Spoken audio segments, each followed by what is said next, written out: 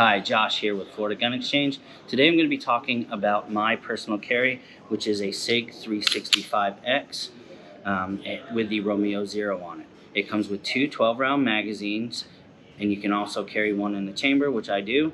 Front night sight.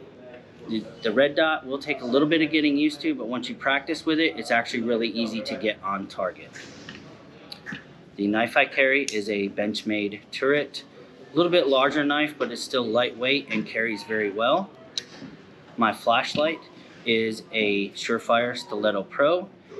You have a tail cap button, which activates the 1000 lumens. You also have a deep button right here, which will let you go very dim, medium, and then also 1000.